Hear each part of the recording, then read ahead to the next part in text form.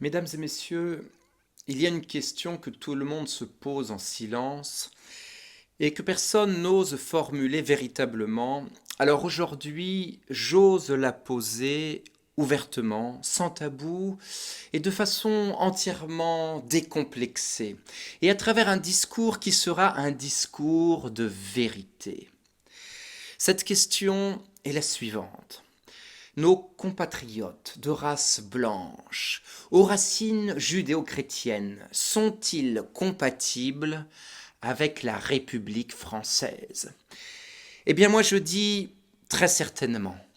Arrêtons de jeter l'opprobre sur une couleur de peau, sur une appartenance religieuse, en utilisant des arguments souvent fallacieux.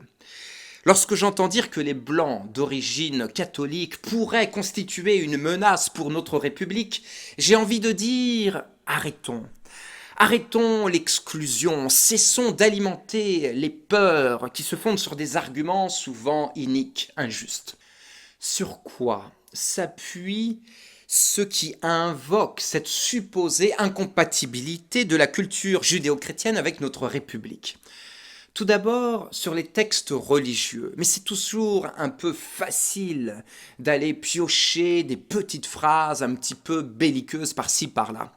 Bien sûr, il est écrit dans la Bible, et l'on coupera le ventre de leurs femmes enceintes, leurs enfants seront écrasés sous leurs yeux, leurs maisons seront pillées et leurs femmes violées.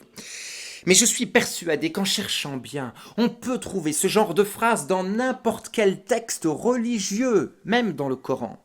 Par exemple, je cite: Maintenant, tuez tous les garçons et les femmes qui ont connu un homme dans l'étreinte conjugale.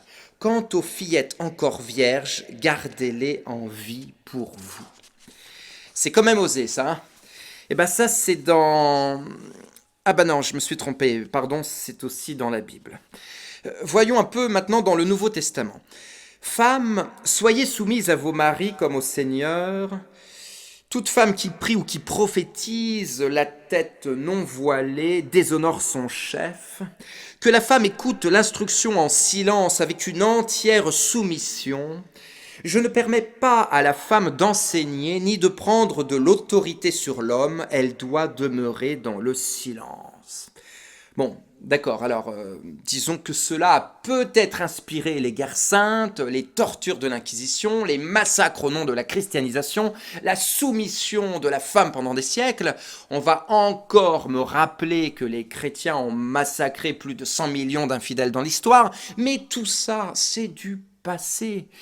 Inutile non plus de me rappeler que le dernier attentat des catholiques intégristes en France dans un cinéma parisien faisait suite à la projection d'un film jugé blasphématoire. Ça n'est pas parce qu'il existe des brebis galeuses que tous les catholiques sont des terroristes. J'ai moi-même des voisins catholiques et ils sont parfaitement intégrés. Alors arrêtons de les stigmatiser et de faire des généralités. Et puis, ce ne sont pas les cathos qui ont fait le plus de victimes depuis un siècle. Ben non, ce sont les athées. Les grands criminels de ce dernier siècle sont des dirigeants ou des régimes athées. Staline, Hitler, Mao, Pol Pot, aujourd'hui la Corée du Nord. En nombre de victimes, il n'y a pas photo. Mais est-ce que ça veut dire encore une fois que tous les athées sont des criminels en puissance? Bien sûr que non. J'ai également des voisins athées et ils sont parfaitement intégrés. Alors arrêtons la démagogie. Les athées représentent seulement moins de 12% de la population mondiale. C'est une petite minorité, certes, mais qui a également le droit au respect et qui ne demande qu'à s'intégrer. Et puis, méfions-nous des statistiques ethniques. Bien sûr, on va me dire que plus de 90% des criminels en col blanc, des politiciens condamnés ou des adeptes de l'évasion fiscale, laquelle coûte 100 milliards d'euros par an à notre pays, sont des blancs. Alors là aussi, je dis que l'argument est fallacieux, puisque c'est justement parce qu'on a fait le choix de les parquer tous ensemble dans un esprit communautariste. On les a volontairement ghettoisés, tous ces blancs, à l'Assemblée nationale, au Sénat, à la tête des grandes sociétés, des grands médias. Alors forcément, dès qu'il y a quelques brebis galeuses, on va dire encore un blanc, sûrement un Français de souche. C'est pour ça que les statistiques ethniques sont officiellement interdites. Elles sont trompeuses. La France est un beau pays, multiculturel. Il y a de la place pour tous les citoyens qui souhaitent s'intégrer et vivre en paix. Alors bien sûr, vous allez dire, c'est quand même plus festif à Bordeaux par exemple, de se promener dans le quartier arabe de Saint-Michel, plutôt que dans la banlieue bourgeoise et déserte de Cauderan à 9 heures du soir. Mais c'est en répétant toujours ces mêmes clichés que vous empêchez les citoyennes comme Marine Le Pen, qui n'a pas choisi de naître blanche et chrétienne à Neuilly-sur-Seine, de s'intégrer dans cette France multiculturelle et de prendre confiance en elle. L'intégration de tous n'est possible que si nous tendons la main. L'intégration n'est pas le fruit d'un effort unilatéral, elle repose sur une bonne volonté de toutes parts. Nous avons la chance de vivre dans un pays en plein essor. Cela fait déjà exactement 50 ans que les femmes françaises peuvent ouvrir un compte bancaire à leur nom et travailler sans l'autorisation écrite de leur mari. Il y a 3 ans, la loi interdisant aux femmes de porter un pantalon a été symboliquement et définitivement abrogée en France. Il est même probable que dans moins de 30 ans, les femmes à travail égal auront le même salaire que les hommes.